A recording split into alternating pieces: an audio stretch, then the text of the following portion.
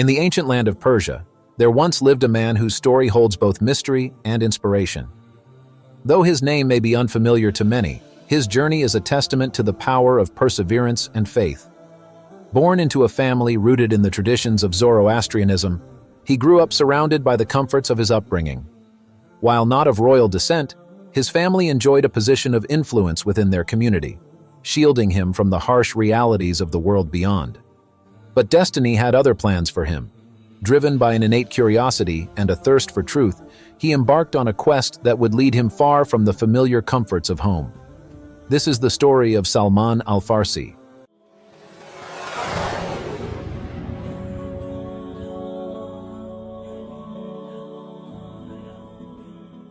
I was the son of someone who was called Thiq. He was the richest person in my city, in my town, and he was the main merchant. He had some religious duties or some religious role and position, and he loved me so much that he didn't even let me go and mix with people. He kept me at home because he was so worried that something bad might happen to me.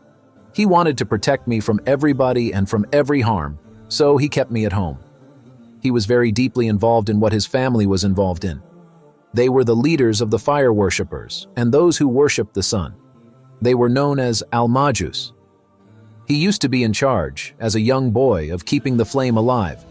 So he would bring fuel for it all the time, and people would worship the flame. He used to think, I keep the flame alive. I bring the logs, I bring everything, and then people are worshiping the same fire, and it's me who's in charge. He was very young, so his father used to keep him at home and within the vicinity, never allowing him to go anywhere, and he never interacted or mixed with people.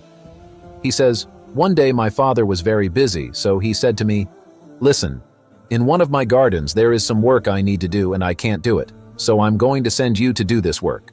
Don't go anywhere else, only go to that garden, do the work that I ask you to do, and don't go to any other place. Come back, because if you don't, I will be consumed by worry. So I went to that garden of my father's, and on the way, I heard some people, a nice voice of some people reciting something. I went there, and it was a church. These people were Christians. It seemed that they were upon the right and the correct and authentic message of Jesus, peace be upon him. I liked the hymns and the recitation that they were doing, so I joined them and stayed with them for the whole day. Then I went back to my father without going to his garden. I found out that my father had spent the whole day looking for me, and he was consumed by worry and fear and apprehension about me. My father said to me, "Where did you go?" I said, "Well, actually I was going to the garden, but I saw some people on the way. They were reciting some nice things. When I went to join them, they were worshiping God, and I liked the religion they were upon, and I stayed with them for the whole day." So my father said to me, "Now those people are evil, their religion is evil. Your religion is better than theirs." I said, "No, their religion is better than our religion. It's clear because worshiping the fire, obviously, to any person with a sound intellect, totally contradicts reason and intellect." When his father noticed that, he chained him and imprisoned him at home, saying, "You can't go out now." So I contacted those Christians and asked them where the origin of this religion was. They said to me, they are based in Hashem. So I said to them, "When a caravan comes to you from that land, from Syria, please inform me." Time passed by. One day, a caravan came from Hashem. I said, "Please, when the day of their departure comes, inform me." Somebody informed me. I broke loose from the chains and joined them and went with them to Hashem, to one of the churches there. There was a priest in charge of that church. I stayed with him and I said, "Listen, I came from that land, and I left the religion of my fathers and my forefathers because I see that your religion is the truth. I want to follow it. It's the religion of God." So I joined them. But I saw that this priest was an evil man. He pretended to be righteous, but every time he told the people, "Pay for the poor people, pay for the cause of the religion," the people would pay from their gold and their silver and the wealth that they had, but he didn't give the money to the poor people. He kept it for himself. He used to hoard it somewhere. I hated him so much, but I couldn't say anything about him. One day he became very ill and then he died, so everybody was getting ready to bury him and give him a respected funeral. I said to them, "Why do you want to give him such a respectable funeral?" They said, "He's our leader and our priest." I said, "But he was an evil man." They said, "How do you know that?" I said, "Because I lived with him, and every time he commanded you to give charity, he would take it for himself and hoard it somewhere." They said, "Can you prove it?" I said, "Yes, I can tell you where he kept all the money and all the wealth." I told them where that place was, and they found a lot of wealth, a lot of silver and gold he had kept for himself. Then they brought another priest to be in charge of the church. This new priest was such a righteous person. I had never seen anyone like him in my life. He was a devout believer, worshipped Allah alone, and he would guide the people, teach them, and do many righteous deeds. I loved him so much, like I had never loved anyone in my life. I lived with him and started learning from him. Then one day he fell ill and was about to die. I told him, "I left my father, my family, and my country in search of the religion of truth, and I've lived with you. Now you are dying. Tell me about a person that I can join and learn from." He said, "Oh, my son, you know people have changed the religion of truth, the religion that Jesus came with, and I only know of one person who is still upon the true religion. Go and join him and stay with him." After he died and we buried him, I left and joined that person. I found him to be even better than his friend, more righteous, and I spent a long time with him, learning from him and serving him, getting closer to Allah. It was a wonderful time for me. But then, this person also fell ill. I said to my teacher who was dying, "Guide me to someone." He said, "You know, son, people have changed their religion. I only know of one person who is still on the true religion of monotheism, the religion that Islam came with." I asked, "Where is he?" He said, "In a city called Nusaybin." So I joined that person and found him even better than his friends, more righteous. I spent more time with him, learned from him, and loved him more than I had loved anybody before. Then he fell ill and was about to die. When he was on his deathbed, I came to him and said, "I've left my family. What should I do? Where shall I go? I need a teacher." He said, "People have changed their religion. I only know that on earth there is only one person who is still on the true religion. He is in Amuriya." After he died, I traveled to Amuriya and stayed with that person. I found him to be more righteous than all the ones before, and I loved him so much and stayed with him for some time. After a while, he became very ill, and I could tell he was dying. I said to him, "Show me. Guide me to anyone that I can go and join, learn from, and stay with." He said, "I don't know of any person on earth who is still on the true religion, but I have good news. It is time for a prophet to be sent with this truth. He will be in a land between two hills, full of palm trees." Then he died.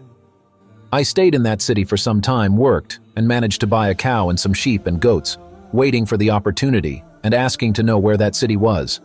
I came to know that it seemed to be in Arabia. One day there was a trade caravan from a tribe called Kelp, one of the Arab tribes. I asked them to take me to their land, Arabia, and I would give them my cow and goats. They agreed, and we set out on the journey. On the way, they set me up and sold me as a slave.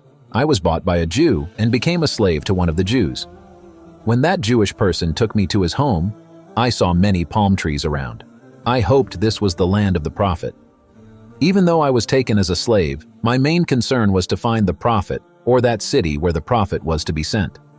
I didn't think about becoming a slave, losing my liberty, or myself. I really felt some happiness that this might be the city where this prophet would migrate to. I stayed with my master for some time. Then one of his cousins came from a city called Yathrib, and my master sold me to his cousin. This cousin was from Banu Qurayza, who had settled around Medina. I decided to go with this new master of mine. When I got to Banu Qurayza, I noticed the desert, the rocks, the greenery, and the orchards, and I was so excited. I thought, I'm sure this is the place where this messenger is going to come. I was so happy and delighted. I stayed with this Jewish master of mine for some time. One day, while I was at the top of a palm tree and doing some work, a cousin of my master came and started talking to my master. He said, "Bani Kaila are really unfortunate. They gathered together in Kuba, and they met a man today who claims that he is a prophet." When I heard that, I started shivering. I almost fell down from the tree. I came down and said to my master's cousin, "What did you say?" My master got very angry and punched me hard on my face. He said to me, "Get back to your work. It's none of your business." I said, "I just want to know, "What did he say? Where is this man?" He said, "It's none of your business." So I got back to my work, and in the evening I gathered some dates and went to Cuba, where this messenger was staying. I said to him, "I've heard that you are a righteous person and that you have some poor people with you, so I brought these dates as charity for you." The messenger, peace be upon him, thanked me and told his companions to eat, but he didn't eat from the dates. I said to myself, this is one sign that my teacher had told me about. The next day, I went again with some dates and said to him, "I've noticed that you didn't eat from the charity yesterday, so today I brought it as a gift for you." The Prophet, peace be upon him, thanked me and ate from the dates. I said to myself, that's the second sign. Then I asked him to show me his back, and I saw the seal of prophethood. I started kissing him and crying. The Prophet, peace be upon him, asked me to sit down and told me his story. Then I accepted Islam. Salman al-Farsi's journey was marked by incredible trials and perseverance. After embracing Islam, he became one of the Prophet Muhammad's, peace be upon him, close companions. He shared his story with the companions, earning their admiration. When Salman sought to free himself, his master set a high price, 300 palm trees and 40 ounces of gold or silver. The Muslim community helped him, and soon he was free. He then fully dedicated himself to serving Islam. His strategic idea of digging a trench around Medina during the Battle of the Trench was crucial in defending the city. Salman al-Farsi later became the governor of Madain in Iraq, but remained humble, living in a small house and giving away his monthly stipend. Once, while helping a traveler carry his goods, the traveler learned that Salman was the governor. Salman was also known for his fairness, never overburdening his servants. He even cooked and baked himself, only assigning one task at a time. On his deathbed, Salman asked for musk to be sprayed on him, believing the angels appreciated a good fragrance. He passed away in his late 70s during the caliphate of Uthman ibn Affan. He was buried near Baghdad, and his legacy of faith, perseverance, and humility continues to inspire. In conclusion, Salman al-Farsi's life offers us a wealth of wisdom that extends far beyond its historical context. His journey resonates with timeless lessons that can guide us in navigating the complexities of our own lives. Salman's relentless pursuit of truth serves as a powerful reminder of the importance of intellectual curiosity and spiritual exploration. In an age where information is readily available yet truth often elusive, Salman's unwavering commitment to seeking knowledge stands as a beacon of inspiration.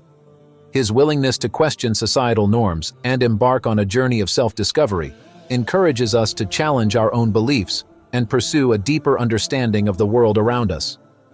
Furthermore, Salman's resilience in the face of adversity teaches us the value of perseverance and inner strength. Despite facing numerous obstacles along his path, including enslavement and displacement, Salman remained steadfast in his faith and unwavering in his pursuit of righteousness. His ability to overcome hardship with grace and determination serves as a testament to the power of resilience and the human spirit. Moreover, Salman's humility and dedication to serving others offer us a model of virtuous living that transcends cultural and religious boundaries. His selfless acts of kindness and compassion remind us of the profound impact that even the simplest gestures of goodwill can have on those around us. In a world often marked by division and discord, Salman's example encourages us to extend a hand of friendship and solidarity to our fellow human beings, regardless of their background or beliefs. Additionally, Salman's strategic thinking and contribution to the common good highlight the importance of using our talents and resources for the betterment of society. His innovative approach to problem-solving and his willingness to put the needs of others above his own serve as a reminder of the transformative power of collective action and communal solidarity. In an era marked by global challenges such as climate change, poverty, and inequality, Salman's example inspires us to harness our collective potential to create a more just, equitable, and sustainable world for future generations. In essence, Salman al-Farsi's life is a testament to the enduring power of faith, resilience, and compassion in the face of adversity. As we reflect on his journey, let us draw strength from his example and commit ourselves to living lives of purpose, integrity, and service to humanity. Please don't forget to like, share, and subscribe for more content, and make sure to turn on the bell icon.